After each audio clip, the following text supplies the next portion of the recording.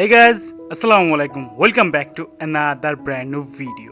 So guys, আজকে হচ্ছে সকাল সকাল বাইকটাকে বের করে ফেলছি অ্যান্ড প্রথম কাজ হচ্ছে বাইকটাকে একটু মুছে নেওয়া। তো এখন এত সকালে বাইকটা বের করার রিজন কি?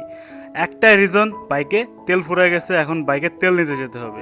অ্যান্ড যেহেতু সামনে ঈদ আসছে ভাই, ঈদ সামনে ফুয়েল পাম্পে অনেক প্যারা হবে, আর এমনিতেও ভাই এখন দেশে তেলের প্রচুর ক্রাইসিস চলছে। যদিও তেল চলে আসছে, বাট পাম্প আলারা কেন যে এরকম ভোগান্তি করছে আমাদের। তো আমি এখন বাইকটাকে কোল্ড স্টার্ট করে ফেললাম, মানে বাইকটা অন করে কিছুক্ষণ রেখে দিতে হবে, এটাকেই বলে কোল্ড স্টার্ট। তো কোল্ড স্টার্ট করলে এটা বাইকের ইঞ্জিনের জন্য খুবই ভালো হয়, সকাল সকাল এটা করতে হয়। তারপরে আমি বাইকটা নিয়ে বেরোয় পড়লাম ফুয়েল পাম্পের উদ্দেশ্যে। তো এখন ফুয়েল পাম্পে যাচ্ছি। তো বিগত কয়েকদিন ভিডিও টিডিও দেখছি যে অনেক লম্বা লাইন, তো না জানি কি অপেক্ষা করছে আমার জন্য। তো অলরেডি পাম্পের কাছেও যেতে পারি না ভাই, পাম্পের কাছেও যেতে পারি না। অ্যান্ড দেখেন ভাই, এই যে শুরু হলো এই যে লাইন, ফুয়েল পাম্পের লাইন, মানে বাইকেরা সব রাস্তার পাশে লাইন ধরে দাঁড়ায় আছে ফুয়েল পাম্পে ফুয়েল নেবে বলে। তো আমিও আসছি ভাই, এখন এসে দেখি ভাই লাইন শেষই হচ্ছে না, এত লম্বা লাইন, প্রায় হাফ কিলো রাস্তা এমন পুরো লাইন হয়ে পড়ে আছে ভাই। আমি তো জাস্ট অবাক যে কি একটা অবস্থা ভাই, শেষই হচ্ছে না। দেন ফাইনালি এখন পাম্পে এসে দেখি ভাই পাম্পেও অনেক বেশি ভিড়। এখন কি করবো ভাই, দেখে তো মানে পুরাই মানে মন টন খারাপ হয়ে গেল যে কি করে এতক্ষণ ধরে লাইনে দাঁড়ায় তেল নেওয়া তো খুবই কষ্টকর একটা বিষয়। তো এখানে যদিও 500 টাকার তেল দিচ্ছিল, তো আমি আবার অন্য একটা পাম্পে জাস্ট গেলাম অ্যান্ড দেখি ভাই এই পাম্পটা বন্ধ। মানে দূর থেকে দেখে ভাবছি কিরে এখানে কোনো ভিড় নাই কেন, অ্যান্ড কাছে এসে দেখি যে এই পাম্পটা বন্ধ। এখন কি করবো ভাই, এই পাম্পটাও বন্ধ, মানে মন মাইন্ড একদম বিগড়ে যাচ্ছে। একে রোদ, তারপরে এই যে এরকম করে ছুটাছুটি করা লাগছে। দেন আবার একটা পাম্পে চলে আসলাম অ্যান্ড এই পাম্পে এসে দেখছেন ভাই অলরেডি অনেক ভিড় আছে।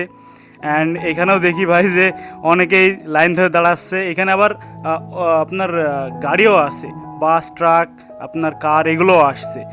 তো অন্য অন্য পাম্পে এগুলো আবার ছিল না, তো এগুলো এখানে আবার এগুলো আসছে। আর দেখেন ভাই সব লাইন ধরে দাঁড়ায় আছে। তো এখান থেকে আমি আবার চলে গেলাম অন্য একটা পাম্পের উদ্দেশ্যে। তো এখন কী করবো ভাই, কিচ্ছু করার নাই, প্রতিটা পাম্পে একই কেস, এরকম করে লাইন ধরে দাঁড়াতে হবে, কিচ্ছু করার নাই। এর জন্য এখন আমিও এদের সাথে লাইনে দাঁড়ায় পড়লাম। অ্যান্ড আমি সবার শেষে, মানে আমার পেছনে জাস্ট একটা বাইক আছে, তাছাড়া আর কোনো বাইক নাই। মানে আমি খালি ভাবছি ভাই কতক্ষণ যে লাগবে এই লাইনটা ফুরাতে, অ্যান্ড আমি যে কখন তেলটা পাবো এই চিন্তায় আসছি। তো আমার সাথে আমার একটা ফ্রেন্ড ছিল অর্ণব, তো ওকে আবার বললাম যে একটু শর্ট নিতে ছোটোখাটো। তো দেখতে পাচ্ছেন আমার পেছনে অলরেডি অনেকে চলে আসছে, অ্যান্ড আমার সামনে তো ভাই আছেই। তো সবাই টুকটুক করে আগাচ্ছে, আমিও টুকটুক করে আগাচ্ছি। অ্যান্ড ভাই না জানি কখন যে পৌঁছাবো পাম্পের কাছে। এখন পর্যন্ত পাম্পটা আমি চোখেও দেখতে পাচ্ছি না, মানে এত দূরে আছি পাম্প থেকে। তো যদিও লাইন যাচ্ছি, তো সারিবদ্ধ হয়ে যাচ্ছে, এর জন্য সময়টা একটু কম লাগছে। তো ফাইনালি ভাই পাম্পটা চোখে পড়ছে, অ্যান্ড দেখেন ভাই আমার পেছনে কত বড় লাইন ভাই। অ্যান্ড পাম্পটা চোখের সামনে দেখে একটু শান্তি পাইলাম।